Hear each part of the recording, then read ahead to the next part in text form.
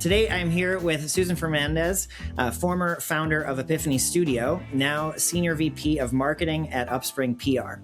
And Susan, the first time that we talked and decided to work together, you had given me 6 months to turn your agency around or you're going to shut it down. Where are you at right now? Well, I didn't shut it down, and you did turn it around. So that is the good news. Where I am right now is I am the Senior VP of Marketing for Upspring. We are a PR and marketing firm, still specializing in the same sectors that Epiphany did. So we work with companies in the built environment. That's architecture, engineering, interior design, as well as the manufacturers that serve them. And all of this came about, I think, when you and I first started working together, the thought that I could figure out how to really run Epiphany in a growth mode and kind of get some of these challenges that were really pulling me down out of the way. But then eventually, and it was so fast, I say eventually, but it was so fast from the time we started working together to my business fundamentally changing. And it was almost like this energy and awareness where I reconnected with Upspring, who is a PR firm, was just a PR firm at the time that I had recommended clients to. And we found a lot of synergy and eventually we merged. And if you think about that way beginning, so it's really, really awesome. Part of the story and why I wanted to bring you on is you have achieved what a lot of people's kind of dreams are when I first talk with them. They get to a place where they want the business to run without them. They want to kind of be more of a visionary as opposed to the person doing the work. And we went through quite a lot of the transformation. And this actually was a few years ago that we had worked together. And if you can kind of, it's been a while, so kind of go back to that way beginning stage. What had you tried before? And like, what was kind of like, to the play, kind of bring us up to speed of like, why were you giving me 6 months to turn the agency around? I'm an accidental entrepreneur. I actually was in my early 30s when I was working at an agency, and for various reasons, they were closing. And some clients came and asked me to start an agency. And I did with a partner. We had a pretty successful run, and then we decided to separate. And that is when I found a great consultant who helped me get really niche focused. So at the time, every small agency was a generalist. We kind of took on every client, but I really liked the focus of the built environment. And I felt like this consultant really set me on a good path forward. So I was very niche focused. I knew who I was talking to, what was important to them, why they needed help in marketing services. But what was tearing me down every day, what was really pulling me down and making me fall out of love with what I was doing was running the business. And I had never found the right consultant or the right framework to help me figure out one, how to get out of my own way, and two, how to build a business that did not need me in every single decision. And so I felt very strong. I felt definitely I had an advantage in the market and I was attracting great clients, not as many as I wanted, but I was basically spending my entire time doing every or overseeing every aspect of the business. It would not function without me, and it was driving me crazy because my people were competent. Some of my people were really ambitious. So what was the problem? And I had tried bringing in various prospects as potential partners, thinking maybe that was it, bringing in specialized accountants, really trying to figure out how to address all of the issues that I was seeing one by one. And it wasn't until I met Jesse, I had just made the decision that I was pretty much done. I was like, I will give this I will give this over to the universe, and if it does not start to bring me balance, bring me a personal life, consistent financial reward, I wanted to see that my efforts being paid off. And then Jesse reached out on LinkedIn, and I was just at the point, which I'm pretty blunt anyway, where I was like, Jesse, I give you 6 months. I am so glad that you trusted me in that 6 month journey. And at that time, I was you were. It's kind of crazy to even think, but you were one of my first five like proof of concept with leverage for growth as like a method. It was all like based around what I'd learned in corporate and what I wish I would have Mhm. known in my previous businesses.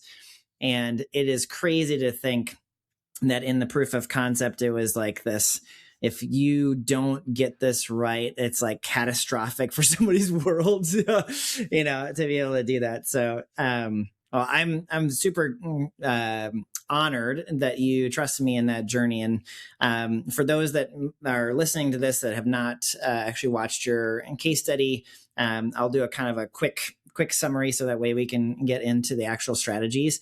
But and within those 6 months, we dove right into systems. You started to get everything out of your head so that way your teams could focus more on actually doing work that was like that you were doing before. So that way it kind of unlocked you to focus on what's most important. And one of the things that wanted to actually talk about, which may or may not have been top of mind for you, one of the things that we do differently than other consultants, which I'm starting to realize is actually like crucial to that fulfillment side, is this unique ability where we figure out what is your actual like, if Susan had no external factors involved with how she runs, how can we position her according to her strengths?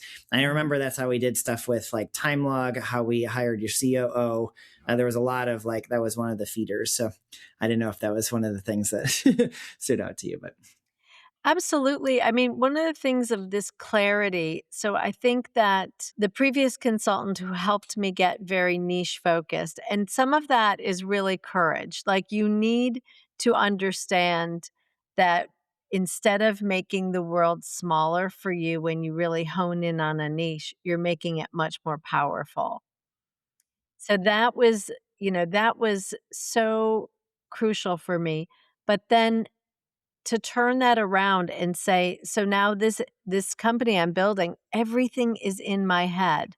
This passion for this niche is in my head and in my heart, and how I want things done and how things should be done, and I'm having conversations with clients, and then how is that getting translated to the team?" And there was so much grit, and there was so many things that were slowing everything down that it was some of it was very boot camp. You were very clear about time blocking, about getting not taking somebody else's monkey on and, giving it back to them.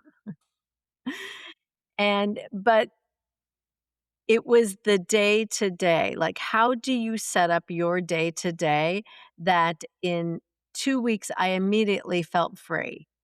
I was like, "Oh, this is where what I do is valuable, and this is how I get everyone else in line with that in a clear, structured way that's organized and that helps them grow their knowledge base as well." Because I didn't, we want them to learn as they're going, but also really allow them to do a high level of work with minimum friction and it being so clear. And then also, when you had us do that task of really getting everything out of our heads and into a document, you could see it became very clear. Where were the redundancies? Where were we missing the point? We were following a process, but was it actually in line with what the client needed or wanted or served us? So there were so many things that we did that where you just had us be introspective of like, okay, what are we doing? What have we built so far? Is it working? Why are we doing what we're doing? And what am I spending my time on every single day that is not moving me in the direction I want to be in? And that was really eye opening. It was also very, I would say, even though our firm was small, it was both a relief to the team to say like, "Oh, we're gonna have all this order and structure," and it was also kind of terrifying because we were used to things going a certain way, and even though we didn't like the result, we knew the process. Yeah, I remember very specifically when we took that guidebook you talked about, like the 180-page guidebook, and then we were looking at a very specific service, print collateral, and I was like, "Why do you have so many size options?" And you're like, "Oh yeah, we want to fit like everybody." And then when we looked at the data, 91% of work's coming from three sizes, and I was like, "Just cut it." And you're like, "Oh no!" And then like I was like this nervous feeling, and then we did it, and you're like, no one complained, and it was like exactly. And then that was like, I remember that was one of those light bulb moments where you're like, I could do this with everything. And it just like it was like this trickle down. Yeah, that clarity, it's sometimes especially so I do think being an entrepreneur is a lonely business. So you're on your own, which means you get to do whatever you want. On the flip side of that, you also feel like you need to do everything a client wants. And so, in a one way, it's power, in another way, it's not.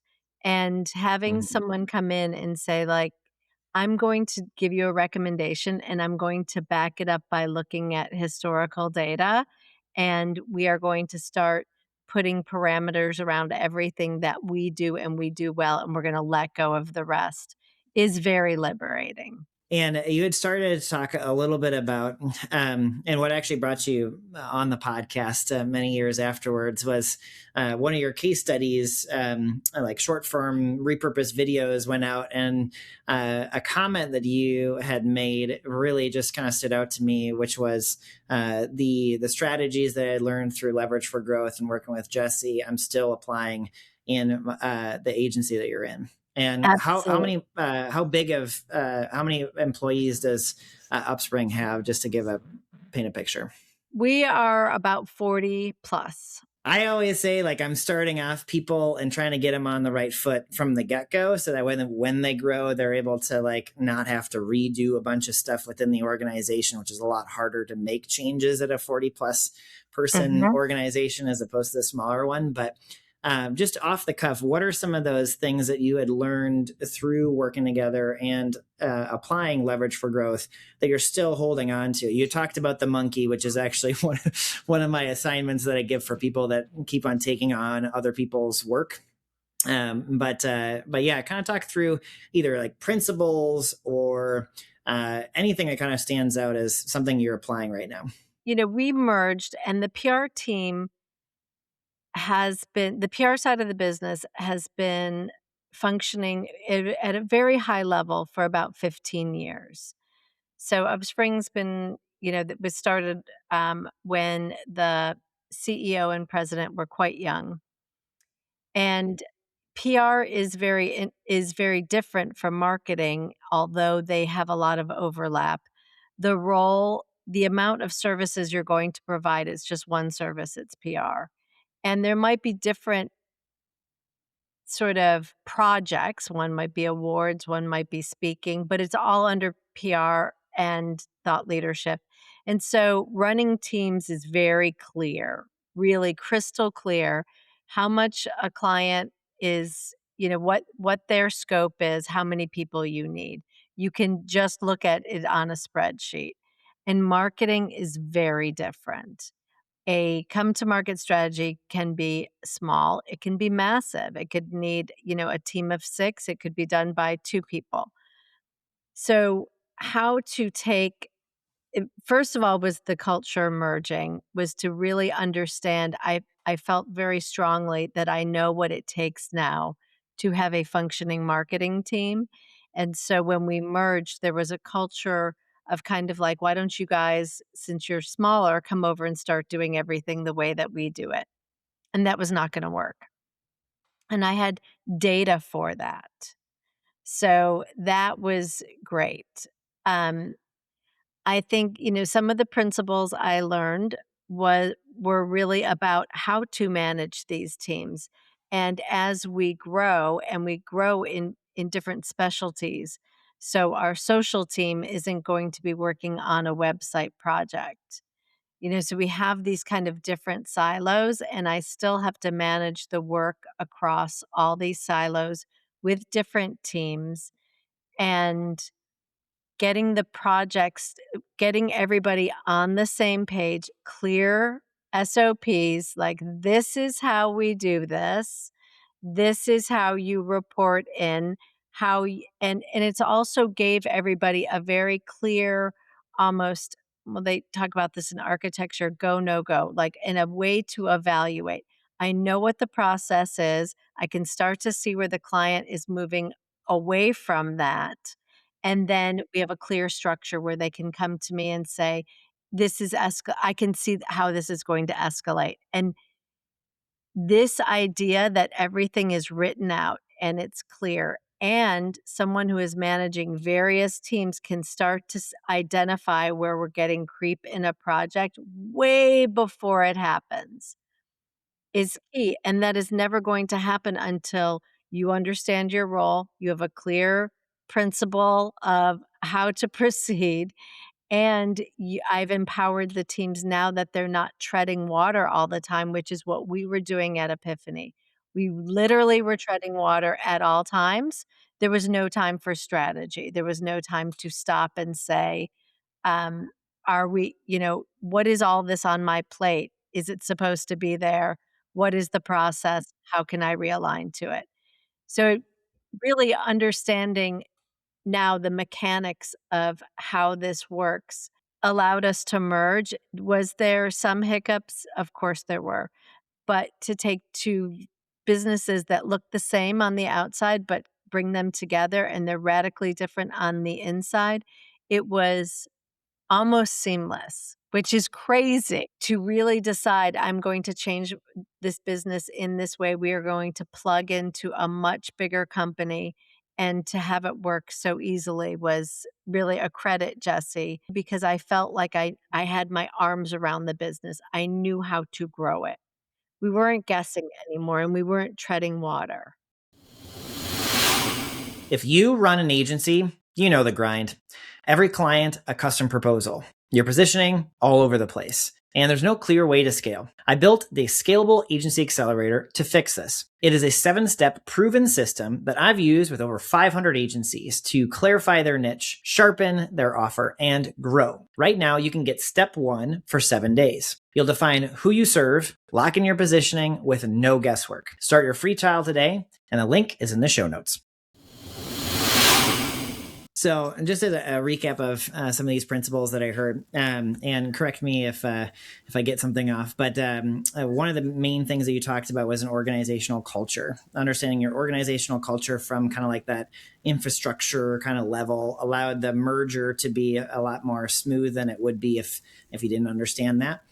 Another one was based around the importance of getting everything out of your head and using processes and SOPs to be able to manage larger groups of people was another thing that kind of stuck with me.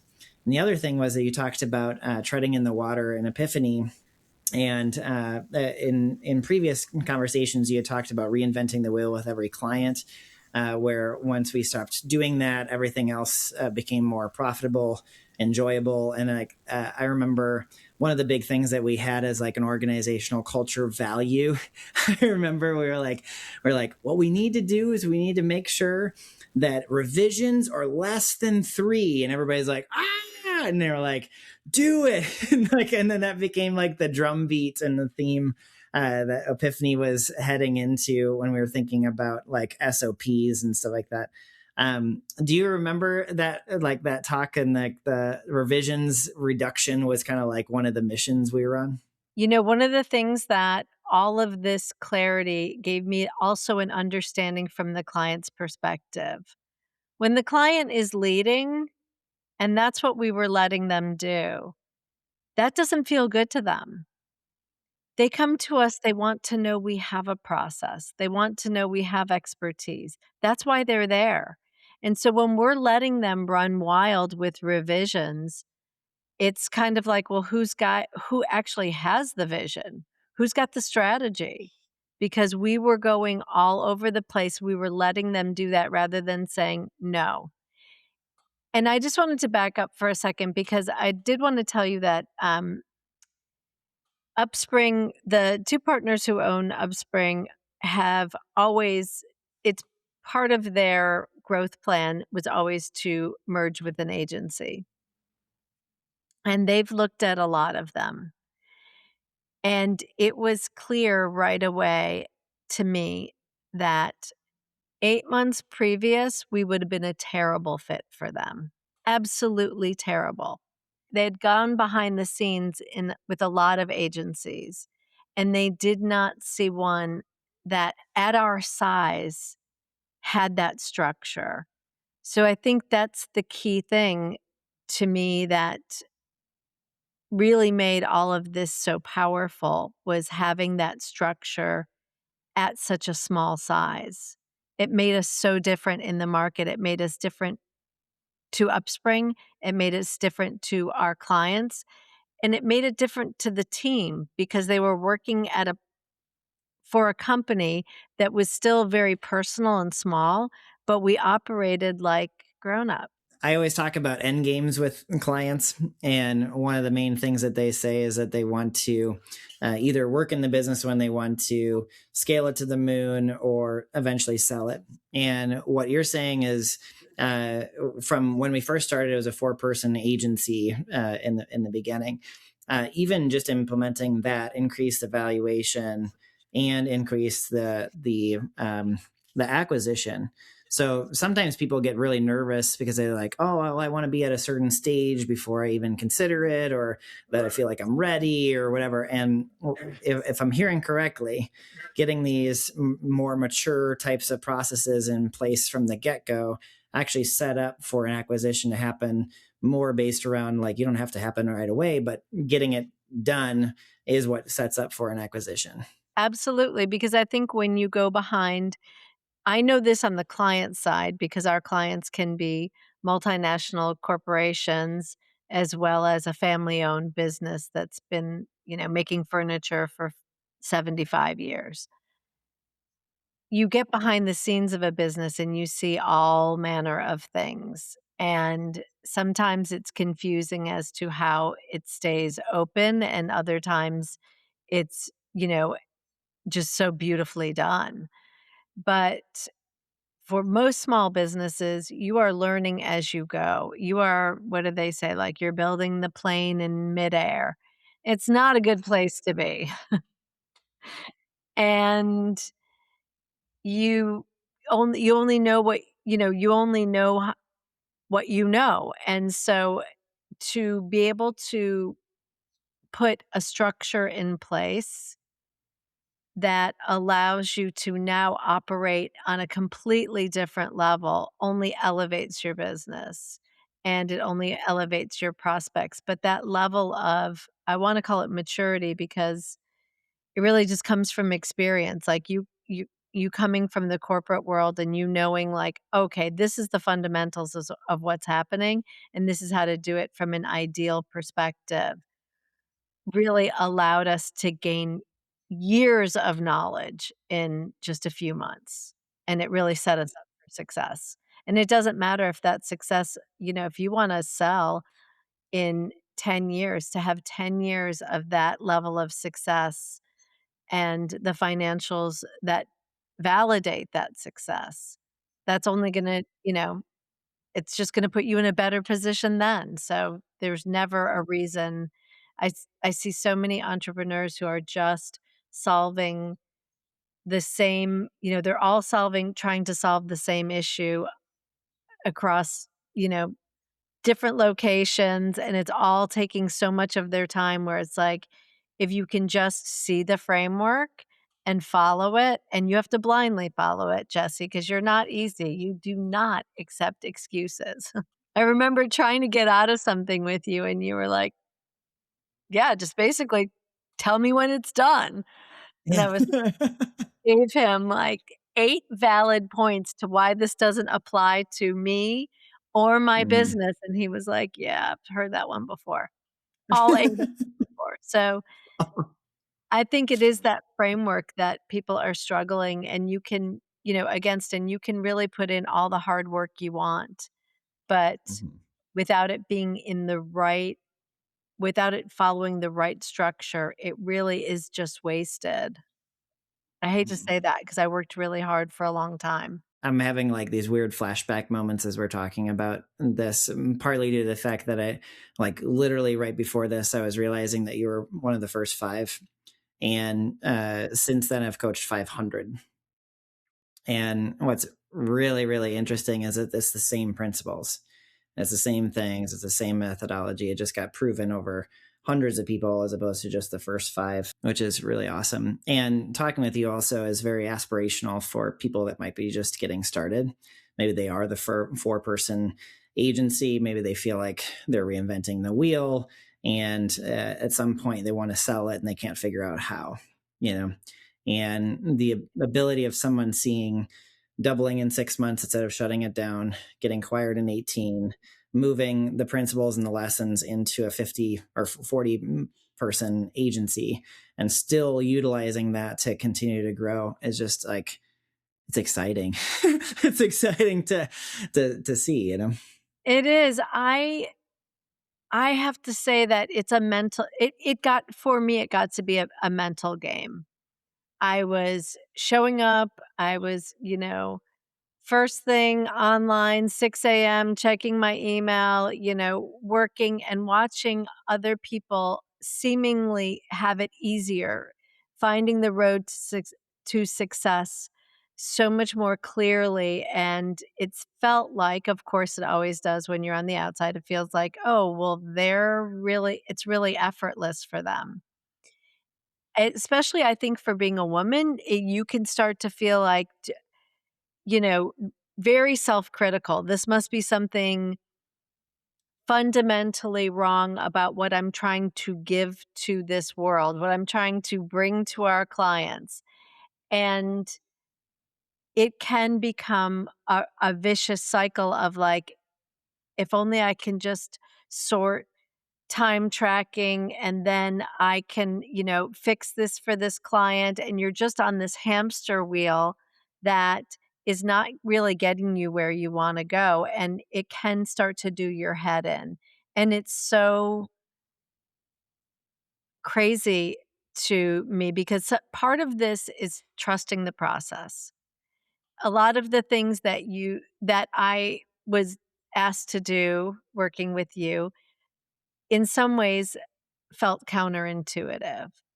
And even writing down the whole process. Why do I have to write it down? It's in my head. I don't need to write this down. Um, which is ridiculous, I know. But when you're working all the time and when you're not working, you're thinking about why your work isn't working. That seems like another task on top of all of it. And so there is a certain amount of like, you just have to trust the process. You have to accept that hard work does not always bring success. There are so many people who work really, really hard in their lives. We all know them, and they don't have a lot of success. They are not equivalent no matter what we're told as a society. Um, you have to work in a really strategic way, and you can't think your way out of this problem. You have to have somebody else who's going to guide you out of this problem. I felt like once I relented, once I gave in and was like, "Okay, Jesse, I'm just gonna do what you tell me to do." Like, then I was like, my teenage brat was like, "Fine, I'll just follow everything you say." And then I was like, "Oh, so this is working. Okay." And it gave me so much more confidence. It gave me like to really double down on like what I'm actually bringing to this market it needs. It's smart, it's good, the design is beautiful. I can hone in on that now because that other stuff is taking care of itself. Man, I feel like we could talk literally for another 3 hours because my immediate thought was like, well, if you boil it all down, and this is maybe just a rapid fire before we wrap up. If I think about all of the changes, everything that happened in sequence, freeing up the time, getting everything out of your head, focusing on the offer, your core offer, taking it to the market with Loom videos, right? And then going into empowering the team and being able to run it.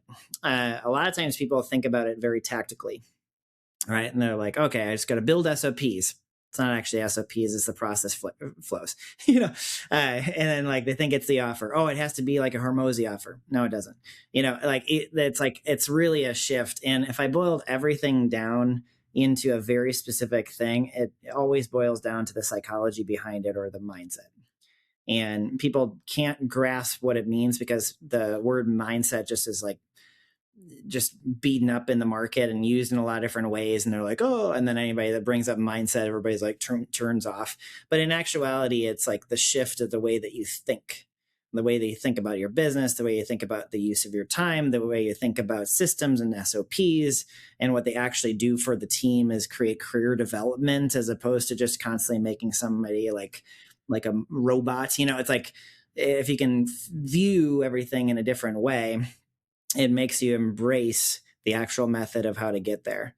Um, is that what you're finding too? It does actually. It's the shift in thinking that is the thing. I remember you telling me that your business wants to succeed, and that I really identified with because when all these people are together working together, there is a certain amount of energy and momentum being generated, but it wasn't going in the right place, and the mindset shift, I think what makes someone a good entrepreneur is they believe they can figure something out and do it better, but that also involves with getting the systems in place means that almost you have to turn off that I can do it better, this doesn't apply to me analytical brain and follow it.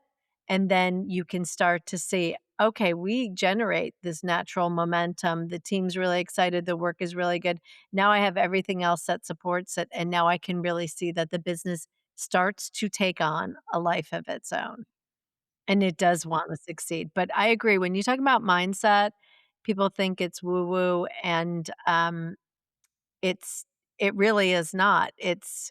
We have to unlearn, and for most entrepreneurs, I believe it's you have to turn off the thinking brain and just be like, "I don't know why this works, but I'm gonna try it," and you see then it does work. Last question I have for you before we wrap up: if anybody's listening to this and they have no idea what leverage for growth is, but they're an agency owner, what would you say to them? If you want to get somewhere, you can try to figure it out for yourself, or you can go with somebody who's not only been there, but then this is the crucial piece, can teach you how to get there. So you want I mean, you can waste decades trying to figure this out for yourself. I've had more than one partner who was like, "Are you sure this makes you happy? Are you sure you wanna do this?" Because it can be such a grind. But if you want to succeed in whatever success looks like for you, whether it is working 1 day a week or whether it is having, a merging with another company, whether it is um, having an acquisition, you can get there, but you need that framework and you need that guide. And it just is like the shortest path between you and the vision that you have for yourself. And I would also say that I think it's really one of the things that, um, because I was obsessed with watching all these, YouTube videos on how to grow your business and all these things, I did not feel like when when we had been working together and we had such great success right out the gate, like amazing. And I said, Jesse, I really think I want to take this. I did not feel like it was a that you, Jesse, that has one vision for what success is. Like it's both standard, like it's like a set of practices, uh, a format, but then it gets really custom tailored to each person and what they want. Awesome, Susan. Most likely, I'm going to have you on for another episode a little bit later because this whole topic of mindset is beautiful. If somebody's listening to this and they want to get to know more about you or connect with you, what's the best way for them to get in touch with you? You can connect with me on LinkedIn, or you can also just email me. My email is super simple. It's susan@upspringpr.com. I can talk about Jesse all day long. And so much I have so much gratitude for you finding me, pulling me out of this whirlpool I was in, and, um, and really, like, energizing me and building my confidence and even honing my, um, opinion and my leadership in a way that I didn't think could be possible, let alone in 6 months. I mean, that was crazy. Susan, I am honored that you trusted me on that journey, and I am so excited to keep on sharing the transformation with others. so, I love that. thank you so much for being on the Leverage for Growth podcast. Thank you so much.